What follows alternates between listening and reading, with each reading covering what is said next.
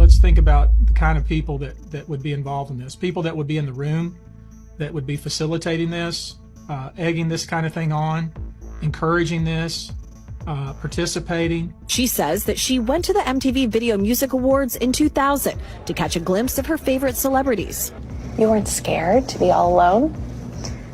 No, with having autism.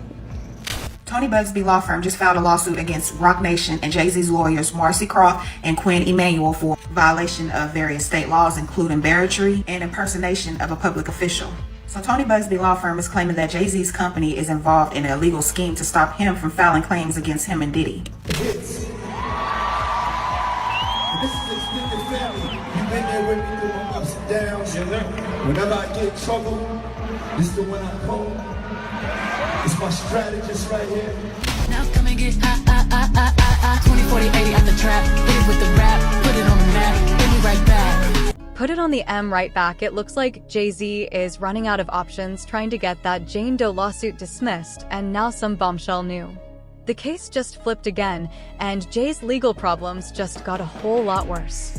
For weeks, the Carter's PR team has been working nonstop to keep this Jane Doe lawsuit under wraps.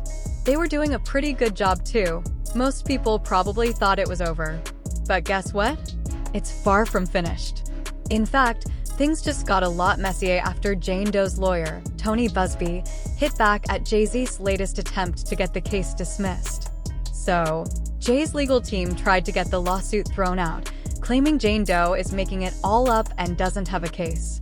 But Buzbee came through with some serious proof, and it's not looking good for Jay. First, he brought in a retired police detective to dig into Jane Doe's background, and the detective says her story checks out. On top of that, Jane Doe's autism diagnosis and other personal details have come to light, showing she was in a very vulnerable position, which makes the allegations even more disturbing. Let's not overlook how Jay-Z's legal team has been handling things lately. Instead of focusing on proving Jay's innocence, they've been filing document after document, trying to discredit Tony Buzbee. According to Buzbee, this is a clear sign that Jay is getting desperate. With Diddy's trial coming up, Jay is allegedly worried Diddy might start talking and implicate him. So, what's the deal with this Jane Doe case? If she truly has no case, why hasn't it been dismissed yet? Let's break this down. Addition to having autism, the woman says. In addition to having autism, the woman says she suffered a head injury. I stumbled upon Diddy's driver, who told me that I was exactly what Diddy was looking for. What did you think when he said that to you? I thought it meant that I was just pretty.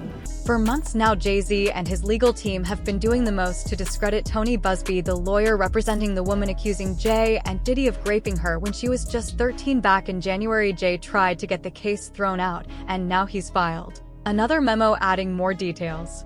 According to court documents obtained by Hip Hop, Jay and his lawyer, Alex Spiro, are now arguing that Buzbee got some key facts wrong in the case.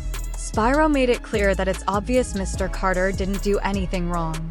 He pointed out inconsistencies in the alleged victim's story, like how she described Diddy's property incorrectly, where she claims the incident took place, and the fact that there are no other witnesses. Now, if you remember, Jane Doe had claimed in her lawsuit that there was a third celebrity, a woman, who was supposedly involved. According to Jane Doe's lawsuit, there was a third celebrity, another woman, who was allegedly present when Jay and Diddy victimized her. But for some reason, this celebrity's name still hasn't been revealed. And strangely, Alex Spiro hasn't addressed this part of the lawsuit at all. Instead, Jay-Z and Spiro are focusing on attacking Tony Buzbee's character, asking the judge to hold Buzbee to the ethical standards any responsible attorney should follow when signing off on serious allegations in court. But Buzbee isn't backing down. He's now pushing back, saying that he did a thorough background check on Jane Doe and even worked with a retired police detective to dig deeper into the case. The detective dug deeper into Jane Doe's story, and Buzbee told Hip Hop DX that he's still confident in the case. He pointed out that with every desperate filing from the defense, their position is becoming more fragile. He emphasized that the law applies to everyone, even those who think they're above it. According to him, the motion to dismiss is clearly frivolous. However, one thing that really got people's attention and made them question Jay-Z was his strange initial response to the lawsuit, especially how he quickly started distancing himself from the situation. Diddy J even got Alex Spiro to deny that Jay and Diddy were even friends, and obviously this left a lot of people confused because there are years of receipts showing Jay and Diddy being not just friendly, but actually calling each. I mean, Mr. Carter has nothing to do with Mr. Combs' case or Mr. Combs. They knew each other professionally for a number of years, just like in all professions. People know each other. At the music awards, they support each other.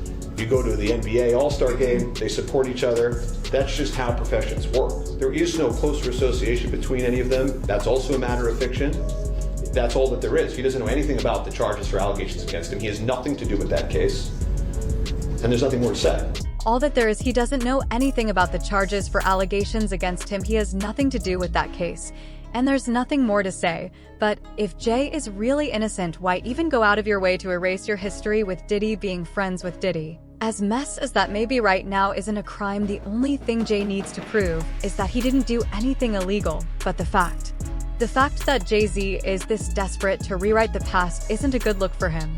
Even if Jane Doe's claims turn out to be false, there's no denying that he and Diddy were close, unless Jay has some other definition of friendship, because this just isn't adding up. Diddy has openly called Jay his extended family, even saying that Jay is the first person he calls when he's in trouble. Whenever I get in trouble, this is the one I call. He's my strategist, my brother, B's brother, Diddy said. It just feels like something doesn't add up here. Brooklyn's own, Brooklyn's pride. Now there's another clip going viral where Diddy says Jay-Z skipped Blue Ivy's recital just to perform at Bad Boy's 20th anniversary show with him. Diddy explained he had a recital, but he had the flu. He reached out to me, and I told him that this right here was important. Bad Boy celebrating 20 years of hits. This is his too. He's been there with me through my ups and downs. So now Jay-Z wants us to believe there was no friendship between them? That's hard to swallow when you hear things like this. With Diddy, but he skipped his own daughter's recital just to support him, make it make sense. And let's not forget that carpool karaoke episode where Diddy told James Corden that Jay-Z is literally the only person besides his mom who can call him by his government name. What's also interesting is that the episode is gone from the official carpool karaoke YouTube channel. Seems like Jay's team might have made some calls, but let's be real, the internet never forget. Who is Sean approved from the world of entertainment?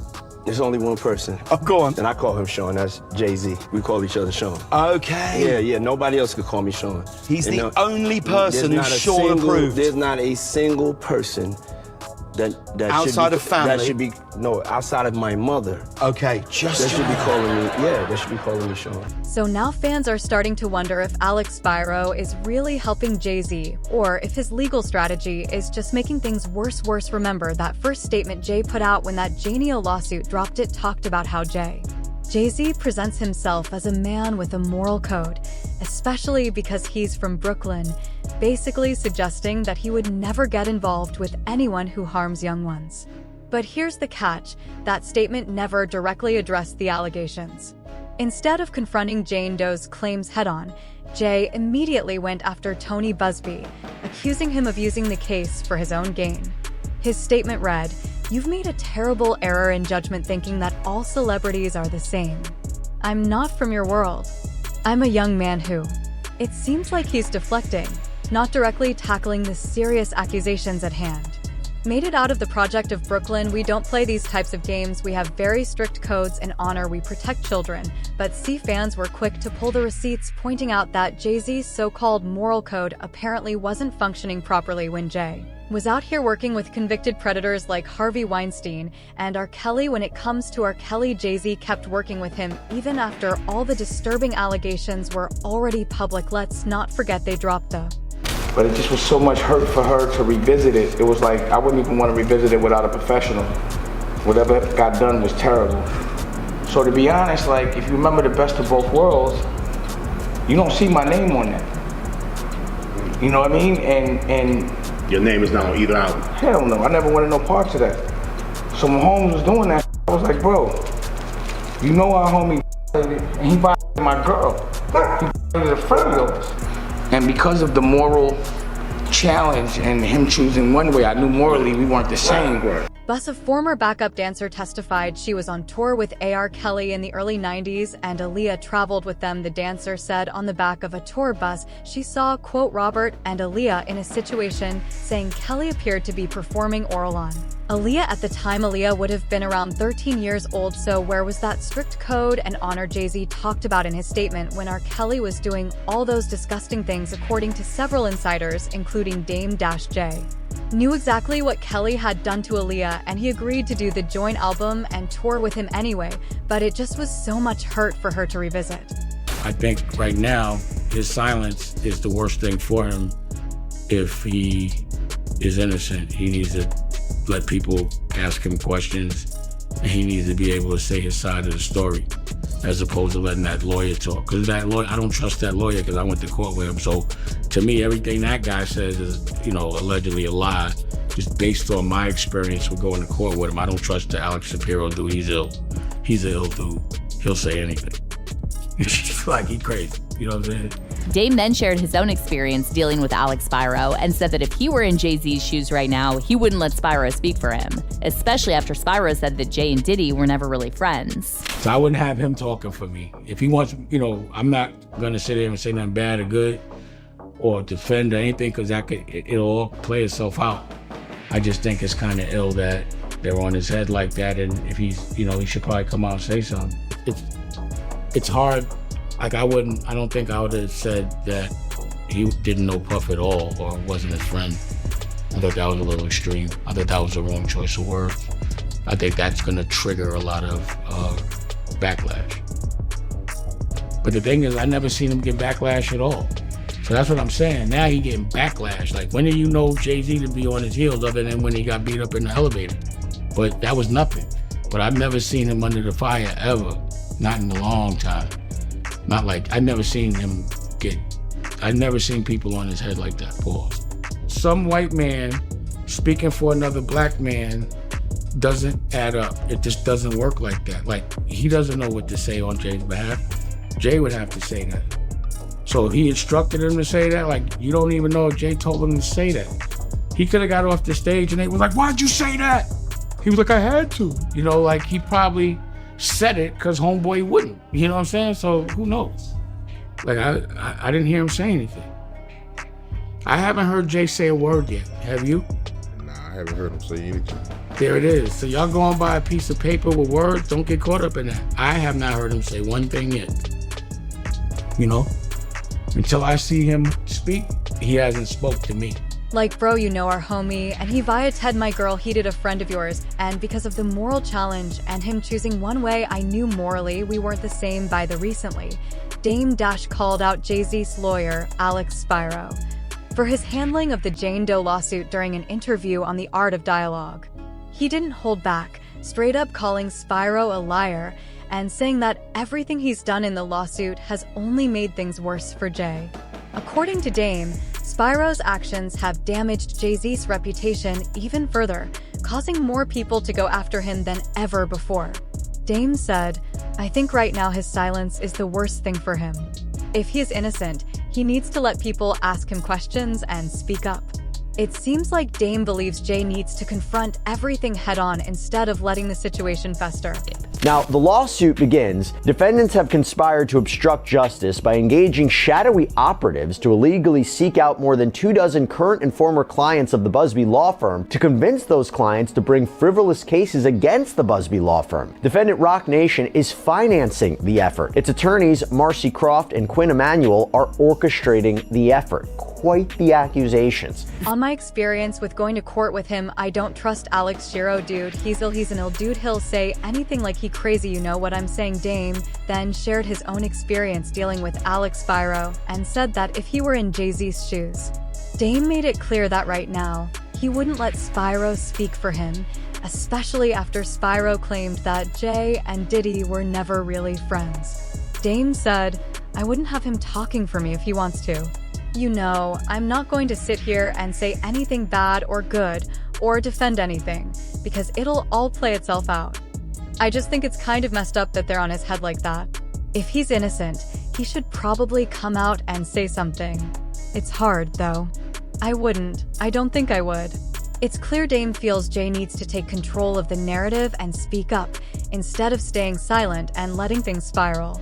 Have said that he didn't know Puff at all or wasn't his friend. I thought that was a little extreme. I thought that was a wrong choice of words. I think that's going to trigger a lot of a backlash. But the thing is, I never seen him get backlash at all, so that's what I'm saying now. He getting backlash, like when do you know Jay-Z to be on his heels other than when he got beat up in the elevator. But that was nothing, but I've never seen him under the fire ever, not in the long time, not like I never. Dame said he's never seen people come at Jay like this before, calling it a pause-worthy situation.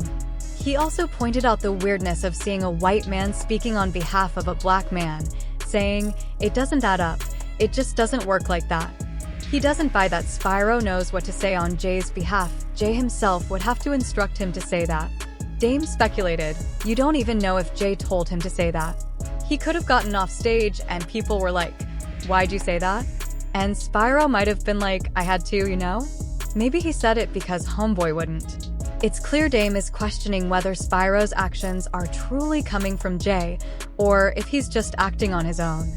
Like, I didn't hear him say anything. I haven't heard Jay say a word yet, have you? And I haven't heard him say anything. There it is. So y'all going by a piece of paper with words. Don't get caught up in that. I have not heard him say one thing yet, you know, until I see him speak. He hasn't spoke to me. Oh, and get this, even the judge overseeing the Jane Doe case recently called out Alex Spyro for his constant stream of aggressive filings and suggested that his strategy isn't doing Jay-Z any favors, the judge hinted.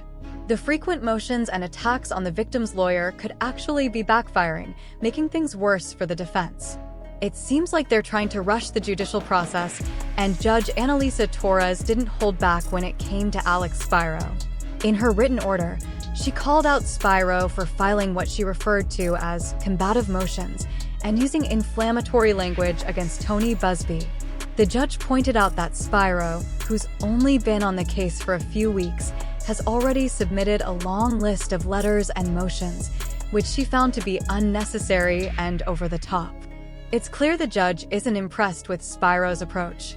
Motions, many of which were focused only on attacking Busby's character and pushing the idea that this case needs to be rushed. The judge said Carter's lawyer's relentless filing of combative motions containing inflammatory language and ad hominem and attacks is inappropriate, a waste of judicial resources, and a tactic unlikely to benefit his client. The court will not fast-track the judicial process merely because Kunal demands it. By the way, the judge also ruled that Jane Doe can stay anonymous for now saying there are. This is a major win for Tony Busby and a big setback for Jay-Z's team. The judge raised serious concerns about Jane Doe's mental and physical well-being if her identity were to be revealed.